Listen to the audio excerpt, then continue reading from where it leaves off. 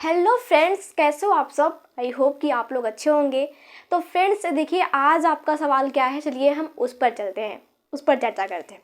तो आज आपका जो मुद्दा है वो ये है, यहाँ पे मैंने आपको 5 प्रश्न बता दिए थे और आज उसका ये दूसरा ही लेक्चर है। तो यहाँ पे 6 और 7 में बता रही हूँ। तो सबसे पहले चलिए देख लेते हैं कि यहाँ पे जो आपका प्रश्न है वो क्या है। ये सारे प्रश्न आपके नागरिक शास्त्र के ही है, क्लास 12 की, ठीक है। तो यहाँ पे देखिए, सबसे पहला क्वेश्चन क्या है, मतलब 6 वाला।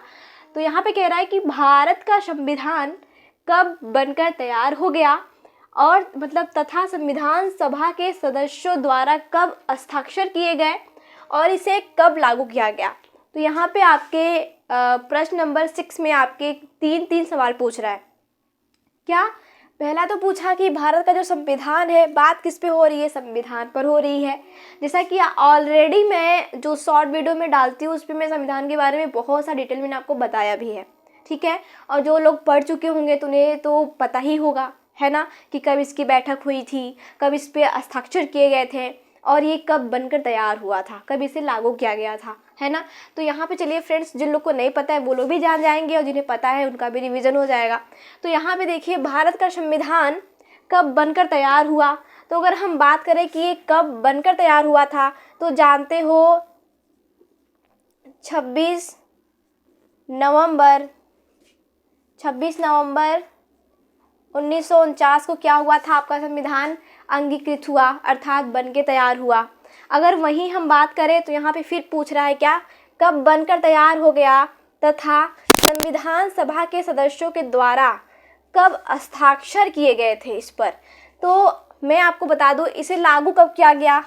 दूसरी बात कि इसे लागू कब किया गया। अगर लागू की बात करें तो जानते हो कि 26 जनवरी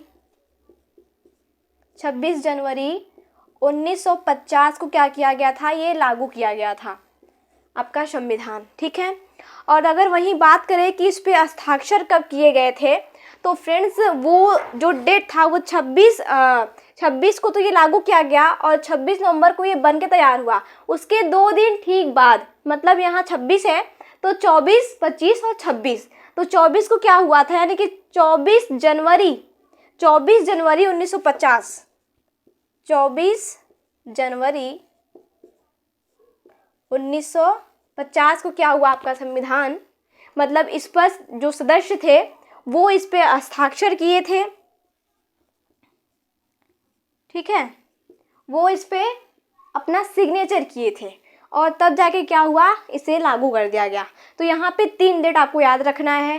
पहली कि संविधान सभा कब बन के तैयार हुई, तो जानते हो कि 26 नवंबर 1949 को आपकी संविधान सभा अंगीकृत हो चुकी थी, बन चुकी थी, तैयार हो चुकी थी और इंतजार था तो उसे लागू करने का। तो लागू भी कर दिया गया कब, 26 जनवरी 1950 को इसे संपूर्ण देश में यानी संपूर्ण भारत में इसे लागू कर दिया गया।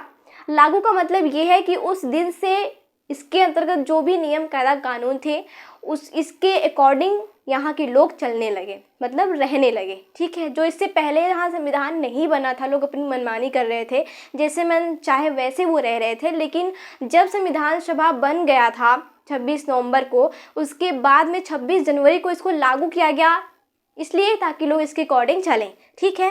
तो यही यहाँ पे पूछ रहा है कि कब बन के तैयार हुआ ये और कब इसे लागू किया गया। मैं आपको एक बात और भी बता दूं कि इसे बनने में, अगर आपसे पूछा जाए कि संविधान सभा को बनने में इसमें कितना वक्त लगा, कितना समय लगा था, तो 2 वर्ष 11 माह 18 दिन इसमें लग गए थे आपकी संविधान सभा बनने में, ठीक है। पॉइंट्स तो यहाँ पे याद रखना।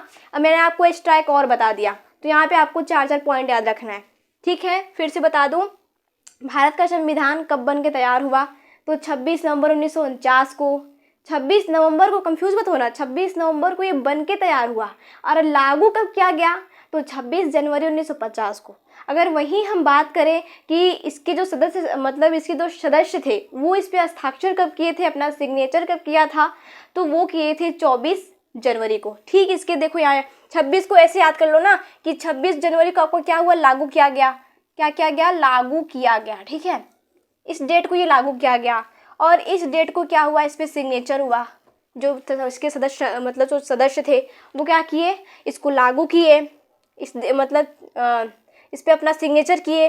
24 जनवरी 1950 को लोगों ने अपना सिग्नेचर किया, मतलब जब 26 नवंबर 1949 को ये बन के तैयार हुआ, फिर लोगों ने क्या किया, इस पे अपना 24 जनवरी 1950 को अपना सिग्नेचर किया जो इसके सदस्य थे, और उसके बाद इसे 26 जनवरी 1950 को संपूर्ण देश में लागू कर दिया गया। ठीक है फ्रेंड्स। और रही बात संविधान सभा को बनने में कितना वक्त लगा, तो 2 वर्ष यानी कि 2 साल लग गए, 11 महीने और 18 दिन इसमें लगे थे। ठीक है, तो ये तो क्लियर हुआ। ठीक है, अब हम बात करते हैं आपका जो दूसरा जो नंबर 7 जो आपका क्वेश्चन है, क्या है, भारतीय जनता पार्टी की जड़ें किस पार्टी में पाई जाती है। बहुत इंटरेस्टिंग क्वेश्चन है। ठीक है, राजनीति। तो यहाँ पे देखिए, अब थोड़ा हम बात करते हैं कि भारतीय जनता पार्टी की, हाँ, भारतीय जनता पार्टी की जड़ें किस पार्टी में पाई जाती है। कुछ लोग को तो सवाल ही, मतलब ये प्रश्न ही नहीं समझ में आता होगा कि क्या पूछ रहा है। इसका कहने का मतलब ये है कि जो भारतीय जनता पार्टी थी, मतलब जो भारतीय जनता पार्टी है, ठीक है, जिसे कहते हैं बीजेपी, सुने हो ना आप लोग शॉर्टकट में, आजकल शॉर्टकट में दुनिया चल रही है। तो यहाँ पे देखिए, भारतीय जनता पार्टी की जड़ें, मतलब जो भारतीय जनता पार्टी है उसकी जड़ें, मतलब उसका जो मूल, कहते नहीं कि जैसे कोई घर बनता है तो उसका जो वो किस पे स्थित होता है, नींव पे ना, तो वही कह रहा है कि जो, अब मान लो दीवार क्या हो गया, एक एग्जाम्पल समझो, भारतीय जनता पार्टी दीवार हो गई, लेकिन वो खड़ी किस पे है, हाँ, उसका नींव क्या है। तो यहाँ पे वही पूछ रहा है कि जड़ें किस पार्टी में पाई जाती है, मतलब इसकी जो जड़ें हैं, जिससे मतलब ये तो मान लो कि एक पेड़ हो गया, मतलब ये मतलब कि इसका पेड़ कौन सा है, इसका जड़ कहाँ पे है, ये तो शाखा है भारतीय जनता पार्टी। तो ये पूछ रहा है कि भारतीय जनता पार्टी की जड़ें किस पार्टी में पाई जाती है। तो फ्रेंड्स यहाँ पे थोड़ा ध्यान देना, जो भारतीय जनता पार्टी है ना, अब यहाँ पे, हाँ, भारतीय जनता पार्टी का मूल श्याम प्रसाद मुखर्जी द्वारा 1951 में निर्मित भारतीय जनसंघ है। जी हाँ, एक नाम आता है इसमें, जनसंघ। ठीक है, जनसंघ करके। अब आप सोचोगे जनसंघ क्या है, तो यहाँ पे मैं आपको बताऊं, भारतीय जनसंघ। ठीक है, भारतीय जनसंघ करके। तो भारतीय जनसंघ से ये जुड़ा है आपका भारतीय जनता पार्टी, कहे तो यही इसका मूल है। अभी मैं आगे बताती हूँ ये है क्या। ठीक है, ठीक है, तो यहाँ पे ये पूछा कि भारतीय जनता पार्टी की जड़ें किस पार्टी में पाई जाती हैं, तो मैंने आपको बताया कि भारतीय जनता पार्टी का मूल श्याम प्रसाद मुखर्जी के द्वारा 1951 में भारतीय जनसंघ बनाया गया। 1951 में इसका डेट था, 1951 में क्या बनाया गया, ये भारतीय जनसंघ किसके द्वारा बनाया गया, श्यामा प्रसाद मुखर्जी के द्वारा, श्यामा प्रसाद मुखर्जी। ठीक है, मुखर्जी, इनके द्वारा 1951 में एक पार्टी बनाया गया, मतलब ये इसको निर्मित किया गया भारतीय जनसंघ। ये एक राजनीतिक दल है। अब मैं आपको ये बता रही हूँ, आप ये समझो कि ये जो भारतीय जनसंघ है ये क्या है। जब तक आप इसको नहीं समझोगे तब तक कैसे आप समझ पाओगे। हाँ, बस आप इतना जान सकते हो कि इसकी स्थापना इन्होंने श्यामा प्रसाद मुखर्जी ने किया, 1951 में किया। तो इसका मतलब ही क्या है, जब आपको इसका अर्थ ही नहीं समझ में आएगा तो मैं आपको सबसे पहले इसका अर्थ बताती हूँ कि भारतीय जनसंघ है क्या। मैंने आपको बता दिया है कि राजनीतिक दल है, लेकिन थोड़ा इसके अंदर चलते हैं। ठीक है, तो यहाँ पे देखिए, भारतीय जनसंघ, अर्थात मैं इसकी बात कर रही हूँ, भारतीय जनसंघ, ये समझोगे तभी आपको समझ में आएगा कि इसकी जड़ें किस पार्टी में, मतलब पाई जाती है, किस पार्टी में है। ठीक है, भारतीय जनसंघ, भारतीय राजनीतिक दल, ये क्या है, भारतीय राजनीतिक दल है। अब जरा समझिए, अखिल भारतीय जनसंघ, इसका नाम ये पहले था भारतीय जनसंघ, लेकिन अब इसका नाम चेंज कर दिया गया। इसका नाम कर दिया गया इसका नाम हो गया अखिल भारतीय जनसंघ, मतलब यही है, बस इसके आगे क्या लग गया, अखिल। ठीक है, अखिल, पहले क्या था, भारतीय जनसंघ था, लेकिन अब हो गया अखिल भारतीय जनसंघ। ठीक है, क्या हुआ, इसका नाम तो परिवर्तित हुआ, मतलब नाम तो वही है, बस इसके आगे अखिल जुड़ गया। अब यहाँ पे देखिए, भारत का एक पुराना ये राजनीतिक दल है, कौन सा, ये अखिल भारतीय राजनीतिक, यहाँ पे जो है अखिल भारतीय जनसंघ क्या है, ये भारत का एक राजनीतिक पुराना दल है। पहले इसका नाम भारतीय जनसंघ था, इसका नाम पहले क्या था, भारतीय जनसंघ था, लेकिन अब इसके आगे क्या लग गया, अब इसके आगे जुड़ गया अखिल।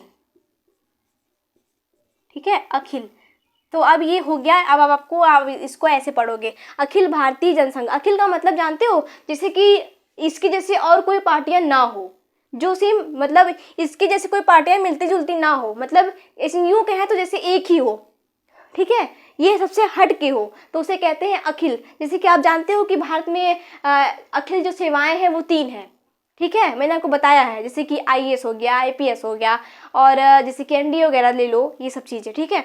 तो यहाँ पे अखिल भारतीय जनसंघ, ठीक है, तो ये पहले भारतीय जनसंघ था, भारतीय जनसंघ, अब इसका नाम अखिल भारतीय जनसंघ हो गया। ये क्या है, ये भारत का एक राजनीतिक पुराना राजनीतिक दल है। कौन सा, ये अखिल भारतीय जनसंघ। इसके आगे चलते हैं।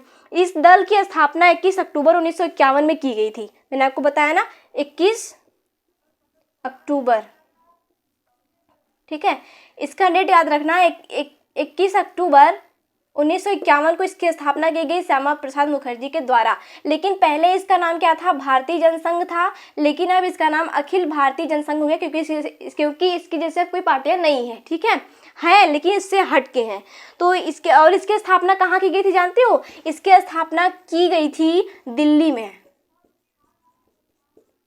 जिसे आपसे पूछा जाए कि अखिल भारतीय जनसंघ की स्थापना किसके द्वारा कब की गई और कहाँ की गई, तो दिल्ली में की गई, 21 अक्टूबर 1951 को की गई, और श्यामा प्रसाद मुखर्जी के द्वारा की गई। और पहले इसका नाम भारतीय जनसंघ था, लेकिन अब इसका नाम अखिल भारतीय जनसंघ कर दिया गया। अब इसके आगे चलते हैं। देखिए, इस दल की स्थापना कब हुई, कहाँ हुई, मैंने आपको बता दिया।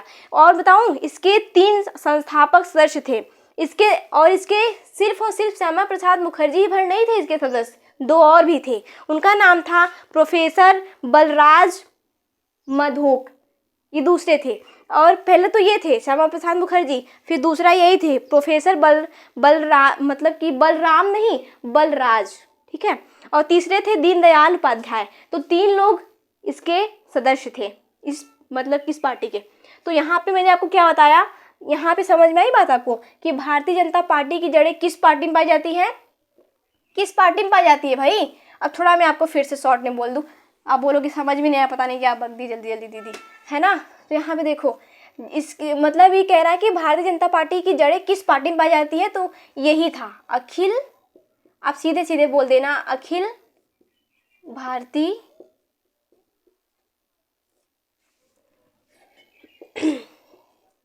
जनसंघ, ठीक है। लो, मैंने इसे शॉर्ट में लिख दिया, यही है अखिल भारतीय जनसंघ। इसकी जो जड़ें हैं ना, इसमें पाई जाती हैं, अखिल भारतीय जनसंघ में। अब फिर समझ लो कि अखिल भारतीय जनसंघ की स्थापना 21 अक्टूबर 1951 को श्यामा प्रसाद मुखर्जी के द्वारा दिल्ली में की गई थी, ठीक है। पहले इसका नाम भारतीय जनसंघ था, लेकिन अब इसका नाम चेंज होकर अखिल हो गया। क्यों, क्योंकि इसके जैसे कोई पार्टियां अन्य नहीं है, लेकिन इसके जैसे नहीं है, ठीक है। तो इसीलिए इसे अखिल, इसके समक्ष अखिल लगा दिया गया, ठीक है। तो ये तो हुआ क्लियर। तो आई होप कि आपको ये दोनों प्रश्न समझ में आए होंगे फ्रेंड्स। अगर नहीं भी आया हो तो आप लोग फिर से नेक्स्ट वीडियो में, मैं नेक्स्ट क्लास जो लेके आऊँगी, आप लोग उसमें कमेंट में पूछ लेना। ओके माय डियर फ्रेंड्स, तो हम फिर मिलते हैं नेक्स्ट वीडियो में। Thank you so much.